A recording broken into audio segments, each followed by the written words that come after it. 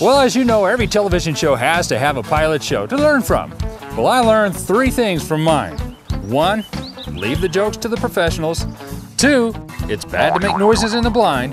And 3, the most important one is, I'm better off behind the camera, not in front of it.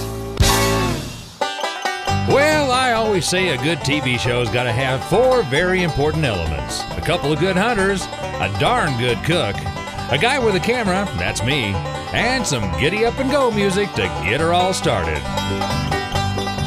This time we're headed down to Rayton, Oklahoma, driving all the way from Colorado where you can find everything out there on the grass, especially when they ain't in season. And if you drive far enough, you'll find all kinds of stuff, like a big old house, big old golf ball, and a guy trying to sell me a hunt for some reason, and a lady trying to figure out why I got a camera strapped in my car. Seems natural to me. So once I got to Rayton, I was all ready to go. Got my gear on and everything. The only problem was that town was small. Where's Rayton? Looked to me like there might be more turkeys than there were people. Population 300. But in my case, that was a good thing.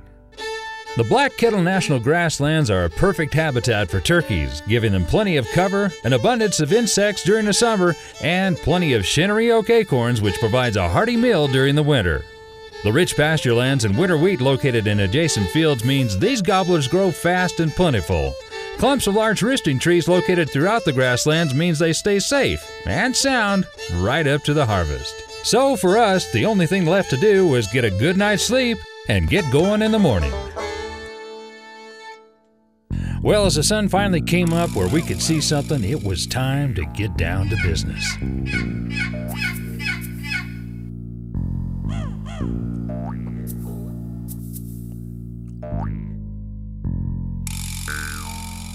Hey, quiet in there.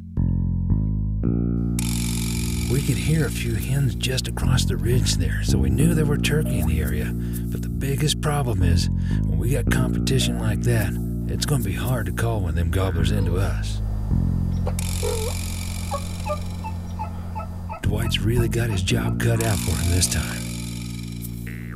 Those darn hens are definitely giving us a run for our money.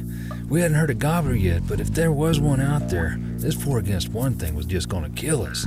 It'd be the ultimate test of Dwight's ability to sweet-talk a gobbler for sure. So after a couple hours and a no-show gobbler, it was time to move on.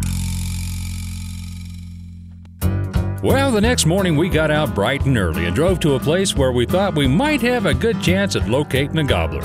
After a bit of walking down an old dirt road, Dwight decided to stop and give a hoot, just to see if anyone was home.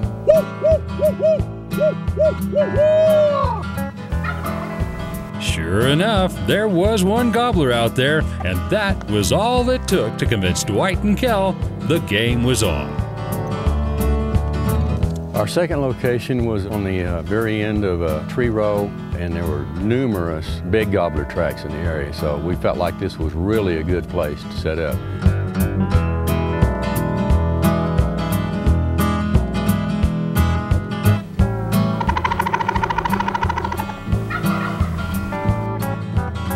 We got 3 gobblers to respond, but it just didn't seem like they were moving in our direction. But I had some competition across the way. Another guy was trying to call them in too.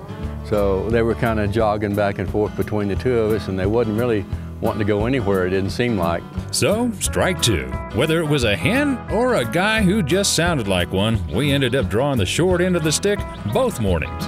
But as with every rain cloud, there's always a silver lining, and ours was yet to come. So, in the meantime, me and Dwight decided we'd have a little fun with Kel. So we loaded up the decoy with a little bit of explosives and went out to set it in the field. Hey, look. I think that's a turkey out there, Kel. Man, yeah, that's a boss Tom. What do you think? 100 yards? Yeah, he's probably about 100 yards. I'll get him. I get him. What? Yeah, I can get him. You can't shoot no turkey from here. I got rim masters. Oh, no, I don't care what you got unless you had a rifle or a cannon or something. I get him. Watch. Oh, man. What's this? You can't shoot that. Yeah, I get him. Oh, man. Here goes. What did you do? What did you use in that thing? Linda makes these back on the griddle, man. No, man, have her make me have some too. We'll be right back with more Living the Wildlife right after this.